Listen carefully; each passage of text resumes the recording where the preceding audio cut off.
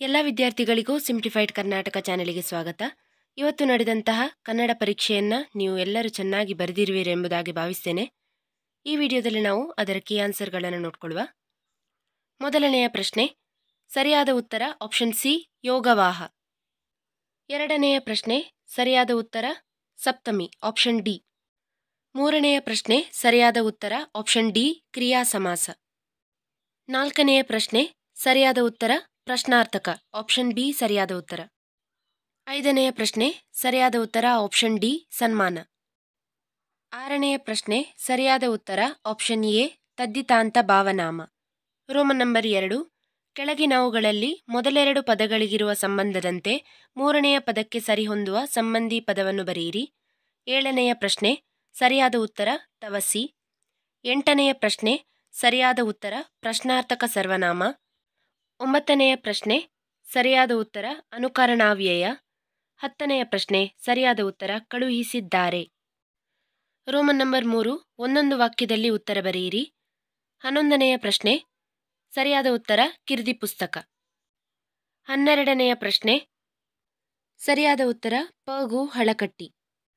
13ನೆಯ ಪ್ರಶ್ನೆ ಸರಿಯಾದ ಉತ್ತರ ಮಧುಪರ್ಕ ಮತ್ತು ಹೂ ಹಣ್ಣು ಹಂಪಲುಗಳು. 14ನೆಯ ಪ್ರಶ್ನೆ ಇವರಿಗೆ ಮೊದಲಿನಂತೆ ಸಲಿಗೆ ಕೊಟ್ಟರೆ ಹಾಳಾಗುತ್ತಾರೆ ಎಂದು. 15ನೆಯ ಪ್ರಶ್ನೆ ಸರಿಯಾದ ಉತ್ತರ ಭೀಮ ಅರ್ಜುನ. 16ನೆಯ ಪ್ರಶ್ನೆ ಅದು ರಾಮನ ಕುದುರೆ ಎಂದು ಹೆದರಿದರು. 17ನೆಯ ಪ್ರಶ್ನೆ ಸರಿಯಾದ ಉತ್ತರ ಜಗತ್ತು. ಇನ್ನು ಉಳಿದಂತಹ ಪ್ರಶ್ನೆಗಳಿಗೆ ನೀವೆಲ್ಲರೂ ಚೆನ್ನಾಗಿ ಉತ್ತರ ಬರೆದಿರುವಿರಿ ಎಂಬುದಾಗಿ ಭಾವಿಸ್ತೇನೆ. ರೋಮನ್ ನಂಬರ್ 6 30ನೆಯ ಪ್ರಶ್ನೆ ಕೆಳಗಿನ ಪದ್ಯಭಾಗಕ್ಕೆ ಪ್ರಸ್ತಾರ ಹಾಕಿ ಗಣವಿಭಾಗ ಮಾಡಿ ಛಂದಸ್ಸಿನ ಹೆಸರನ್ನು ಬರೆಯಿರಿ. ಅದರ ಉತ್ತರವನ್ನು ನೀವಿಲ್ಲಿ ನೋಡಬಹುದು. ರೋಮನ್ ನಂಬರ್ 7 ಕೆಳಗಿನ ವಾಕ್ಯದಲ್ಲಿರುವ ಅಲಂಕಾರವನ್ನು ಹೆಸರಿಸಿ ಲಕ್ಷಣ ಬರೆದು ಸಮನ್ವಯಗೊಳಿಸಿ. ಉತ್ತರ ಅಲಂಕಾರ ರೂಪಕ ಅಲಂಕಾರ.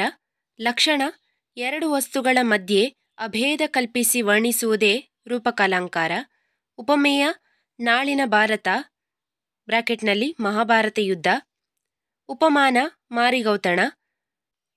ಸಮನ್ವಯ ಉಪಮೇಯವಾದ ನಾಳಿನ ಭಾರತವನ್ನು ಬ್ರಾಕೆಟ್ನಲ್ಲಿ ಮಹಾಭಾರತ ಯುದ್ಧ ಉಪಮಾನವಾದ ಮಾರಿಗೌತಣದ ಜೊತೆಯಲ್ಲಿ ಅಭೇದ ಕಲ್ಪಿಸಿ ವರ್ಣಿಸಿರುವುದರಿಂದ ಇದು ರೂಪಕಾಲಂಕಾರ. Roman number 8 ಗಾದೆಯನ್ನು ವಿಸ್ತರಿಸುವಂಥದ್ದು. ನೀವು ಇದಕ್ಕೆ ಕೂಡ ಚೆನ್ನಾಗಿ ಉತ್ತರ ಬರೆದಿರುವಿರಿ ಎಂಬುದಾಗಿ ಭಾವಿಸ್ತೇನೆ.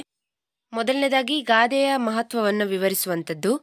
ನಂತರ ಅಲ್ಲಿ ಕೊಟ್ಟಿರುವಂತಹ ಗಾದೆಯ ಅರ್ಥ ಏನು, ನಂತರ ಅದನ್ನು ಎಕ್ಸ್ಪ್ಲೇನ್ ಮಾಡಬೇಕು. ರೋಮನ್ ನಂಬರ್ 9 ಸಂದರ್ಭ ಮತ್ತು ಸ್ವಾರಸ್ಯಗಳನ್ನು ಬರೆಯಿರಿ. ಈ ಕ್ವಶನ್ನ ಮುಂದೆ ಅದು ಯಾವ ಪಾಠ ಮತ್ತು ಪದ್ಯದ್ದು ಎಂಬುದಾಗಿ ಬರೆಯಲಾಗಿದೆ, ನೀವಿಲ್ಲಿ ನೋಡ್ಕೊಳ್ಬಹುದು. ರೋಮನ್ ನಂಬರ್ 10 ಕೆಳಗಿನ ಪದ್ಯಭಾಗವನ್ನು ಪೂರ್ಣಗೊಳಿಸಿ ಬರೆಯಿರಿ. ಹಾಗೆ ರೋಮನ್ ನಂಬರ್ 11 ಪದ್ಯದ ಸಾರಾಂಶವನ್ನು ಬರಲಿಕ್ಕಿದೆ. ಈ ಎರಡಕ್ಕೂ ನೀವು ಚೆನ್ನಾಗಿ ಉತ್ತರ ಬರೆದಿರುವಿರಿ ಎಂಬುದಾಗಿ ಭಾವಿಸ್ತೇನೆ. ಹಾಗೆಯೇ ರೋಮನ್ ನಂಬರ್ 12 ಇದಕ್ಕೂ ಕೂಡ ನೀವು ಚೆನ್ನಾಗಿ ಉತ್ತರ ಬರೆದಿರುವಿರಿ ಎಂಬುದಾಗಿ ಭಾವಿಸ್ತೇನೆ. ರೋಮನ್ ನಂಬರ್ 13 43ನೆಯ ಪ್ರಶ್ನೆ ಕೆಳಗಿನ ಗದ್ಯಭಾಗವನ್ನು ಮನಸ್ಸಿನಲ್ಲಿ ಓದಿಕೊಂಡು ಕೊಟ್ಟಿರುವ ಪ್ರಶ್ನೆಗಳಿಗೆ ಉತ್ತರ ಬರೆಯಿರಿ. ಮೊದಲನೆಯ ಪ್ರಶ್ನೆಗೆ ಉತ್ತರ 19ನೇ ಶತಮಾನದಲ್ಲಿ ಅನ್ಯ ಭಾಷೆಗಳು ಹೀಗೆ ಬರೆದು ನಾನಿಲ್ಲಿ ಮಾರ್ಕ್ ಮಾಡಿರುವಂತಹ ಆನ್ಸರನ್ನು ಬರಿಬಹುದು. ಎರಡನೆಯ ಪ್ರಶ್ನೆಯ ಉತ್ತರ ಇಲ್ಲಿ ಮಾರ್ಕ್ ಮಾಡಿದಂತಹ ಆನ್ಸರನ್ನು ನೀವು ಬರಿಬಹುದು. ಕ್ವಶನ್ ನಂಬರ್ 44 ಮತ್ತು 45 ಇದಕ್ಕೂ ಕೂಡ ಸರಿಯಾದ ಉತ್ತರಗಳನ್ನು ನೀವು ಬರೆದಿರುವಿರಿ ಎಂಬುದಾಗಿ ಭಾವಿಸ್ತೇನೆ. ಈ ವಿಡಿಯೋ ನಿಮಗೆ ಇಷ್ಟ ಆಗಿದ್ರೆ ಪ್ಲೀಸ್ ಲೈಕ್ ಮಾಡಿ ಮತ್ತು ನಿಮ್ಮ ಫ್ರೆಂಡ್ಸ್ ಜೊತೆಗೂ ಶೇರ್ ಮಾಡಿ. ಚಾನಲಿಗೆ ಮೊದಲ ಬಾರಿಗೆ ವಿಸಿಟ್ ಮಾಡಿದರೆ ಪ್ಲೀಸ್ ಸಬ್ಸ್ಕ್ರೈಬ್ ಮಾಡಿ. Thank you.